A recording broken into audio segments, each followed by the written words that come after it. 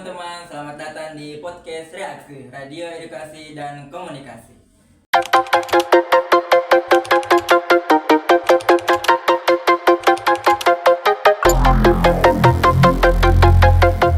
Ya, saya di sini sebagai salah satu host yang akan menemani teman-teman pada hari ini. Kemudian kita juga kedatangan salah satu narasumber yang sangat luar biasa. Beliau merupakan salah satu ketua umum Hima Prodi Bimbingan dan Penyuluhan Islam periode 2023-2024. Pada narasumber, bagaimana kak kabar kakak pada hari ini? Ya, untuk kabar hari ini alhamdulillah luar biasa, sangat baik ya. Apalagi sebentar untuk materi yang akan dibahas juga itu ya tentang materi yang sangat menarik tentang perkawinan. Itu yang membuat mendukung kabar hari ini luar biasa. Secara fisik alhamdulillah baik-baik, dan juga untuk secara rohani ya luar biasa juga. Ya, luar biasa, sungguh luar biasa pemateri kita pada hari ini. Ya, mungkin di materi pada kali ini kita tidak lepas dari begitu banyak konflik-konflik dan begitu banyak berita-berita yang sangat luas pada ketika kita membahas suatu perkawinan. Nah, pada narasumber kali ini yang akan dibawakan salah satu materi yang kita mungkin banyak mengenal dari sosial media ke berita atau bagaimana ketika kita membahas tentang perkawinan, banyak berita-berita besar, berita-berita luas yang bisa kita ketahui. Dan kemudian mungkin narasumber pada hari ini bisa lebih menjelaskan bagaimanakah itu konseling perkawinan. Baik, terima kasih atas waktu yang telah diberikan dan kesempatan yang telah diberikan untuk saya pada hari ini. Sebelumnya saya izin memperkenalkan diri. Saya atas nama Aldi Junial Saputra. Saya salah satu mahasiswa aktif semester 5 di Prodi Bimbingan dan Penyuluhan Islam, dan juga sebagai ketua umum di Hima Prodi Bimbingan dan Penyuluhan Islam. Sebelum itu terkait dengan jurusan dengan apa yang akan menjadi topik pembahasan kita hari ini itu selaras, karena di Prodi Bimbingan dan Penyuluhan Islam sendiri juga ada cakupan ilmu tentang bagaimana keilmuan tentang konseling perkawinan dan konseling individu ataupun konseling kelompok. Terkait dengan konseling perkawinan ini tentunya menjadi satu keilmuan yang begitu penting, karena sesuai yang disampaikan oleh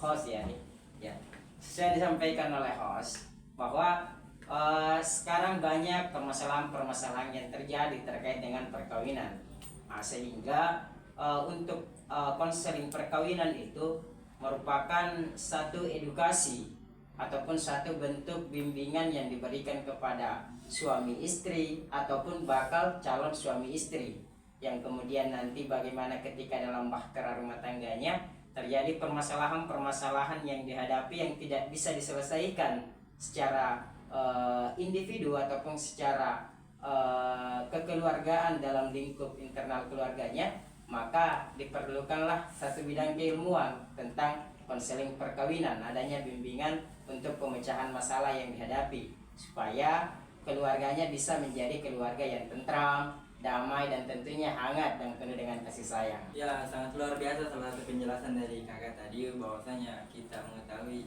bagaimana itu konseling. Kemudian kan kita di sini di usia-usia muda begini kak, banyak mungkin rasa-rasa penasaran ya yang kita ingin ketahui tentang bagaimana itu perkawinan, karena kita tahu pada usia remaja pada saat ini mungkin kita ingin sekali mengetahui sebelum kita melanjut ke jenjang selanjutnya, mungkin kita ingin mengetahui bagaimana seberapa pentingkah itu salah satu perkawinan dan konseling perkawinan bagi kita sebelum kita memasuki ranah tersebut. Iya. Ketika ditanyakan seberapa penting konseling perkawinan itu sangat penting ya, karena adanya konseling perkawinan ini akan mengatasi yang namanya taruhlah angka perceraian yang ada di wilayah kita, karena salah satu kasusnya beberapa 2 tahun terakhir ini kan angka perceraian yang ada di negara kita itu semakin dari tahun ke tahun selalu meningkat. Makanya dengan adanya keilmuan bimbingan konseling perkawinan ini merupakan salah satu cara untuk mengatasi yang namanya angka-angka permasalahan seperti itu, mengurangi angka perceraian. Sehingga adanya konseling perkawinan ini dipandang sangat berperan penting untuk pembinaan untuk keluarga, bakal calon yang akan membentuk sebuah keluarga yang kemudian bisa menjadi salah satu wejangan yang bisa menjadi dasarnya sebelum mengarungi yang namanya bahtera rumah tangga. Iya, baik. Sungguh luar biasa dari penjelasan dari kakak tersebut. Lantas sebelum kita memasuki ranah pernikahan, kan tadi kakak sudah menjelaskan bagaimana itu konseling perkawinan, bagaimana itu pentingnya. Kemudian kan salah satu hal yang penting juga kita ketahui sebelum kita melakukan suatu hal, mungkin kita mempunyai tujuan lah. Kemudian ketika kita melakukan perkawinan, bagaimanakah tujuannya, apakah sebenarnya perkawinan itu. Kemudian lantas bagaimanakah tanggapan narasumber tentang tujuan apakah yang akan kita jalani untuk di konseling perkawinan ini. Ya, baik. Terkait dengan tujuan daripada konseling perkawinan ini, tujuan utamanya adalah bagaimana peran-peran dalam anggota rumah tangga itu, artinya suami dapat mengetahui perannya sebagai suami, istri bisa mengetahui perannya sebagai istri. Berarti salah satu tujuan daripada adanya bimbingan konseling perkawinan ini itu bagaimana supaya setiap anggota individu dalam keluarga itu bisa mengetahui bagaimana perannya dalam keluarga, sehingga ketika sudah diketahui bagaimana perannya dalam keluarga, semisal suami kan kita sama-sama perannya bagaimana dia bisa menafkahi keluarganya, bagaimana dia bisa membimbing keluarganya. Begitupun dengan seorang istri. Makanya adanya konseling perkawinan ini ya salah satu tujuan yang diharapkan itu bagaimana ketika telah diberikan bimbingan perkawinan itu setiap individu dalam keluarga itu mengetahui bagaimana peran keluarga yang sesungguhnya, sehingga dia juga secara bertahap bisa membangun keharmonisan dalam keluarga dan menjalankan semua peranannya masing-masing. Ya, baik, mungkin. Jadi itulah tujuannya tadi Kadi. Iya. Jadi untuk tujuan mungkin sudah dijelaskan bagaimana apakah itu tujuan, salah satu tujuan konseling perkawinan. Kemudian setiap apa yang kita lakukan pastikan mempunyai langkah-langkah lah, tahap awal, kedua, ketiga dan selanjutnya. Mungkin kakak bisa lebih memberikan contoh bagaimanakah contoh langkah-langkah konseling perkawinan ini, karena kalau kita ingin melakukan pasti memulai dari awal, bagaimanakah tujuan awal ini, langkah pertama untuk kita melakukan konseling perkawinan. Ya, untuk terkait dengan langkah-langkah ataupun cara melakukan konseling perkawinan itu sendiri. Yang pertama yang bisa dilakukan bagaimana seorang konseling itu, seorang konselor itu bisa membangun hubungan yang baik dulu kepada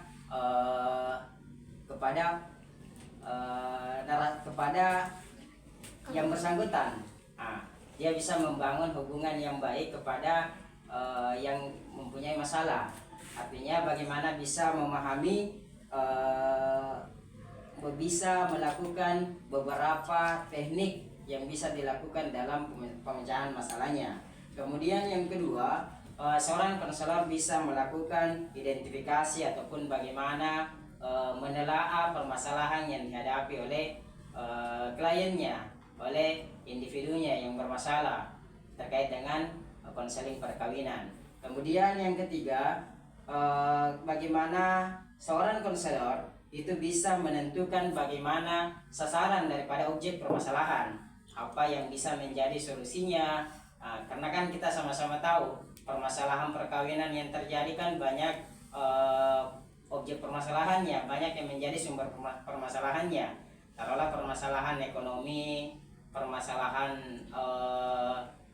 usia yang masih dini, karena kan sekarang hangat-hangat juga banyak pernikahan dini yang terjadi. Ya, banyak. Sedangkan kan dalam peraturan perundang-undangan juga, dalam peraturan perundang-undangan nomor 16 tahun 2019 itu kan usia rentang pernikahan itu paling minim usia 19 tahun ke atas, sehingga jangan sampai ada pernikahan yang terjadi di bawah usia seperti itu kan, itu akan rentan menjadi objek permasalahan nantinya.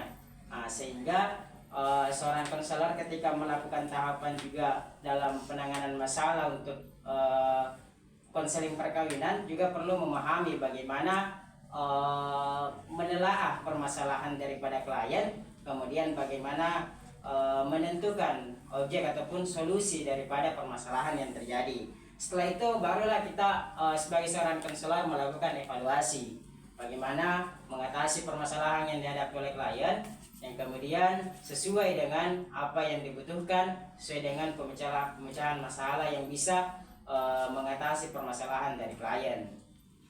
Jadi di sini di konseling perkawinan ya tidak bisa melakukan pernikahan dini, begitu Kak? Ya mungkin bisa dijelaskan bagaimanakah usia rentan ketika kita ingin melakukan perkawinan, karena kebanyakan sekarang kita tahu berita-berita di sosial media kan luas, banyak yang melakukan pernikahan dini, banyak yang melakukan pernikahan karena hal-hal yang mungkin kita sudah ketahui bersama. Bagaimanakah tanggapan dari konseling perkawinan ini? Ya. Untuk persoalan pernikahan dini, kan tadi saya sudah katakan bahwa usia rentang kan sudah diatur dalam peraturan perundang-undangan, bahwa batas usia pernikahan seseorang baik itu laki-laki ataupun perempuan kan itu 19 tahun ke atas. Kalau di bawahnya kan itu termasuk pernikahan dini yang kemudian bisa menjadi objek permasalahan dari masalah persoalan perkawinan. Sehingga dalam objek permasalahan konseling perkawinan juga untuk mengatasi daripada masalah klien itu diharapkan beberapa individu daripada peranan keluarga itu semuanya tahu bagaimana tugas dan tanggung jawabnya dalam lingkup keluarganya. Calon suami ataupun seorang suami harus tahu tanggung jawabnya, seorang istri ya harus tahu tanggung jawabnya. Kan beda-beda. Itu yang bisa memupuk daripada permasalahan yang bisa terjadi dalam rumah tangga. Karena jangan sampai seorang istri tidak bisa menuntaskan kewajibannya, karena ada beberapa kewajiban seorang istri ya sebelum ataupun calon istri, ada beberapa kewajiban yang perlu dia sediakan, begitu pun dengan calon suami ada beberapa kewajiban dan tanggung jawab yang harus dia tuntaskan dalam hal mengarungi bahtera rumah tangganya. Ini yang kemudian kalau kita bahas pada hari ini mungkin jauh lebih hangat ya pembahasan kita pada saat sekarang ini. Hangat walaupun di ruangan ini mungkin berat ya, tapi Ya. buat tidak panas kayak tadi. Iya. Nah, sebelum kita melangkah lebih lanjut lagi, sebelumnya saya ingin menanyakan kepada pemateri, apakah narasumber kita ini kita lihat mukanya ya sudah mungkin lah untuk melakukan, atau sudah mungkin lah untuk sudah berkeluarga, tetapi ya kita tidak tahu bagaimana apakah narasumber sudah mempunyai istri kah atau anak kah atau bagaimana. Ya, untuk persoalan istri ya mudah-mudahan kata-kata daripada host itu menjadi doa ya. Amin, Ya rabbal alamin. Ya, tetapi untuk persoalan status ya memang untuk saat ini ya saya belum beristri, tapi sudah berkeluarga, saya punya bapak. Oh ya, sama juga. Iya.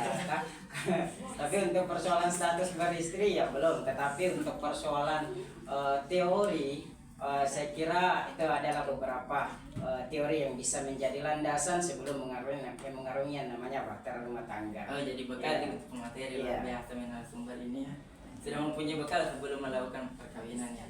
Mungkin sebelumnya kita beralih lagi melihat dari begitu banyaknya berita yang sangat fenomenal terhadap masalah-masalah perkawinan yang kita ketahui belum tentu juga ketika kita melakukan perkawinan dini kan merasakan perceraian. Banyak juga yang kita lihat yang kaya raya, artis yang bagaimana sudah mencukupi umur tetapi masih saja melakukan perceraian. Bagaimanakah contoh kasus yang bisa kita lihat untuk salah satu contoh kasus konseling perkawinan ini?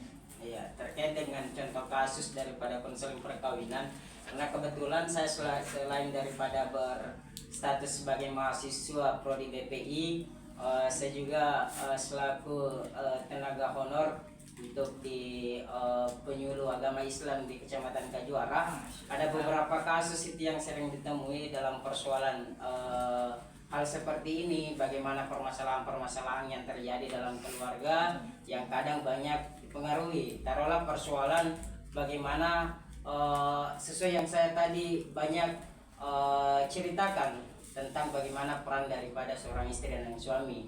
Karena pernah ada kasus yang saya dapati, seorang istri tidak menjalani yang namanya tanggung jawabnya dalam mengarungi bahtera rumah tangganya, sehingga ada efek yang tidak baik, yang tidak berkesan untuk keluarga sang suami, terutama untuk sang suami merasa tidak terpenuhi yang namanya kebutuhannya. Begitupun dengan sebaliknya, banyak kasus-kasus yang suami tidak memberikan nafkah kepada istrinya, baik itu nafkah lahiriah ataupun nafkah batin dan lain sebagainya. Itu yang kemudian banyak terjadi di kalangan masyarakat, di luar daripada persoalan-persoalan permasalahan ekonomi. Karena kan tadi saya katakan juga bahwa seorang istri ataupun seorang suami itu kan perlu memahami bagaimana tanggung jawabnya sebelum mereka mengarungi bahtera rumah tangga. Karena kan seorang istri saja perlu memenuhi 3 tanggung jawab ya sebelum mengarungi bahtera rumah tangga. Nah, ini biasa kita kenal istilah kerennya itu AIU ya. Apa gitu? Ayo bagaimana? AIU itu adalah peranan seorang istri. Ini istilah bugis ya sebenarnya. Meskipun dalam sebuah istilah, A itu merupakan andrena. Bagaimana seorang istri itu bisa sebelum mengarungi bahtera rumah tangga, dia bisa menuntaskan ataupun memikirkan apa nantinya akan dimakan oleh suaminya, apa yang akan dia makan untuk istrinya. Berarti harus macam mana sih? Iya, seperti itulah persoalan-persoalan dapur. Jadi seorang istri perlu memahami itu, karena jangan sampai seorang istri hanya gesit di kamar, gesit di luar, tetapi di dapur untuk makannya suaminya dia tidak pedulikan. Begitu. Kemudian I-nya tadi adalah minumnya, karena kalau hanya sekedar makan tidak minum suaminya, ketika pagi-pagi kan seorang suami harus dihidangkan secangkir kopi atau secangkir teh hangat yang kemudian bisa menenangkan hati suami pada saat pagi hari, pada saat istirahat pulang kerja dan lain sebagainya. Kemudian U itu kan uluna. Jadi seorang istri harus paham bagaimana dia harus punya tanggung jawab terhadap uluna. Ini mungkin hangat ya, karena dia harus menjaga kepalanya suaminya saat dia pulang kerja dan lain-lain. Bagaimana dia bisa menenangkan suami, karena kan persoalan nafkah juga kan tidak hanya nafkah lahiriah ataupun nafkah batin, karena nafkah lahiriah itu kan persoalan materi, sedangkan persoalan nafkah batin itu bagaimana seorang suami, seorang istri bisa memberikan kenyamanan untuk masing-masingnya. Beda lagi dengan peranan seorang suami. Tentunya seorang suami juga punya peranan penting ataupun tanggung jawab yang harus dia penuhi sebelum mengarungi bahtera rumah tangga. Ya, baik, itulah. Jadi bagaimana ketika kita kan banyak sekarang wanita-wanita itu yang sepertinya bergaya luar biasa, tetapi di dapur bagaimana tidak bisa memasak. Apakah pantas untuk kita nikahnya atau bagaimana? Jadi ini bagaimana tanggapannya ketika kita mendapati perempuan ini hanya bisa shopping, beli barang, makeup, begini tuntutannya, tetapi ketika disuruh memasak saja membeje atau kasinan. Iya. Untuk itu pantas tidaknya dinikahi dia pantas. Cuman itu tadi untuk mencegah yang namanya permasalahan dalam keluarga, tentunya peranan seperti ini harus dipenuhi ya. Karena seorang istri paling tidak tadi apa yang saya sampaikan yang 3 itu, yang AIU itu ya harus terpenuhi semuanya supaya seorang istri punya bekal untuk bahtera rumah tangganya. Suami pun seperti itu. Kalau suami kan dia harus penuhi 4 tanggung jawab.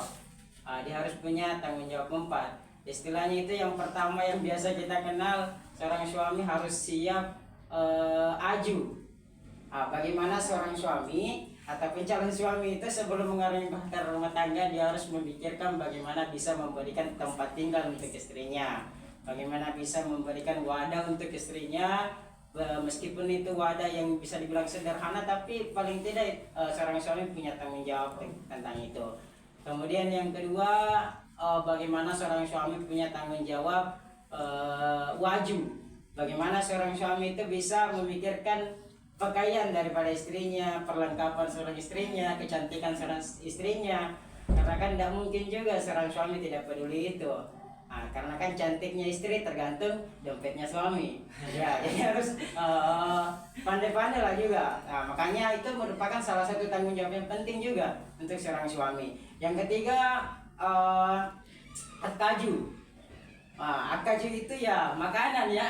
Bagaimana seorang suami bisa punya tanggung jawab, bisa memberikan nafkah kepada istrinya. Dalam hal ini nafkah lahiriah, memberikan nafkah wajib kepadanya. Karena ketika tidak memberikan nafkah ataupun hanya nafkah batin saja yang diberikan, itu tidak bakalan menumbuhkan keluarga yang sakinah mawaddah warahmah. Begitupun dengan ketika hanya nafkah lahiriah yang diberikan.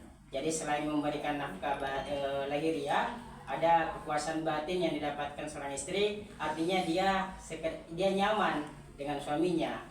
10.000 pun, 100.000 pun yang diberikan setiap harinya kan paling tidak istri nyaman ya. Bukan dari nilainya ya, tapi dari segi bagaimana seorang istri bisa mensyukuri daripada pemberian suaminya. Kemudian yang terakhir, aju-aju. Ini aju-aju tadi sesuai dengan tanggung jawab istri juga. Bagaimana seorang istri bisa menjaga ulunya suaminya, kepalanya suaminya. Kan suami itu kan selalu mau dilus-lus kepalanya, supaya dia bisa merasakan kasih sayang dari seorang istrinya. Makanya untuk tanggung jawab ini rentang daripada usia pernikahan itu kan harus memang di atas daripada usia yang ditetapkan, supaya mencegah daripada permasalahan daripada perkawinan. Karena kan kita sama-sama rentang usia yang kita ketahui kan, usia dewasa itu ada 3, ada dewasa awal, dewasa madya, dan juga dewasa akhir. Makanya usia untuk jenjang pernikahan saya kira itu sudah masuk di usia dewasa, dari usia dewasa awal ya, dari usia dewasa awal tentang usia 19 tahun ya. Jadi seperti itu ya, jadi itulah tadi narasumber kita mengatakan bahwa ketika kita ingin melakukan perkawinan teman-teman sekalian, jadi kita harus siap, terutamanya untuk perempuan, janganlah hanya bisa untuk shopping saja, tapi juga bisa menafkahi. Bagaimana perempuan bisa juga menyiapkan atau mempersiapkan apa hal-hal yang dibutuhkan suaminya di rumahnya ya. Jadi kembali lagi ke narasumber. Setelah kita tadi beberapa panjang lebar membahas tentang tujuan, apa itu konseling perkawinan, tujuannya, pentingnya, soal contoh kasus dan hal-hal lainnya. Mungkin ada pun beberapa satu pertanyaan terakhir yang ingin saya tanyakan kepada pemateri ini. Mungkin narasumber kita mengetahui bagaimanakah cakupan konseling perkawinan ini? Apakah yang hal-hal yang bisa mencakup konseling perkawinan, karena teman-teman mungkin kurang mengetahui bagaimana cakupan konseling perkawinan. Begitu mungkin narasumber. Ya, untuk cakupan konseling perkawinan itu sendiri kan dari definisi yang saya sampaikan tadi di awal, bahwa konseling perkawinan itu adalah bagaimana memberikan bimbingan, bagaimana memberikan edukasi kepada pasangan suami istri ataupun calon suami istri itu tentang bagaimana mengatasi permasalahan yang ada dalam cakupan keluarga. Untuk cakupan dalam hal ini, bagaimana seorang konselor ketika memberikan bimbingan konseling perkawinan kepada seorang suami istri, bagaimana bisa memberikan pemahaman terkait dengan bagaimana peranannya dalam keluarga. Kemudian kan sebelum menjalankan yang namanya perkawinan kan kita sama-sama ketahui bahwa di kantor urusan agama itu kan ada catin, ada pencatatan ya, ada catin. untuk calon pengantin yang kemudian diberikan wejangan. Di sini merupakan satu wadah juga bagaimana konseling perkawinan itu bisa masuk supaya bisa diberikan pemahaman kepada calon pengantin bahwa seperti ini peranan keluarga, seperti ini menjadi seorang suami, seperti ini beban ketika beban dan tanggung jawab menjadi mengarungi bahtera rumah tangga. Ketika ada permasalahan ya harus sama-sama diselesaikan, tidak dengan berpikir pendek ataupun memperumit masalah yang dihadapi. Nah, jadi untuk konseling perkawinan itu sendiri bagaimana bisa menjangkau seluruh elemen yang ada dalam keluarga supaya bisa menyadari peranannya dalam keluarga, sehingga dia bisa menghindari beberapa permasalahan yang bisa terjadi yang kemudian bisa membuat permasalahan dalam bahtera rumah tangganya, sehingga ketika ada peranan daripada edukasi, bimbingan, konseling perkawinan ini diharapkan bisa menjangkau semua apa yang menjadi objek permasalahan yang ada dalam lingkup keluarga. Nah, mungkin sampai di sini pembahasan kita pada hari ini. Berterima kasih banyak kepada narasumber yang sangat banyak untuk membagikan ilmu yang ia ketahui, dan begitu pun dengan teman-teman sekalian, mungkin banyak mendapat ilmu dari narasumber kita untuk kita pergunakan di jenjang-jenjang selanjutnya ketika ingin kita melakukan perkawinan. Ya, terima kasih kepada narasumber yang menyempatkan waktunya untuk memberikan kita materi pada konseling perkawinan kali ini. Begitupun dengan teman-teman yang menyempatkan waktu untuk mendengarkan podcast pada hari ini. Jangan bosan dan jangan lupa like, comment, dan subscribe pada channel Reaksi Radio Edukasi dan Komunikasi. Wassalamualaikum warahmatullahi wabarakatuh. Waalaikumsalam warahmatullahi wabarakatuh.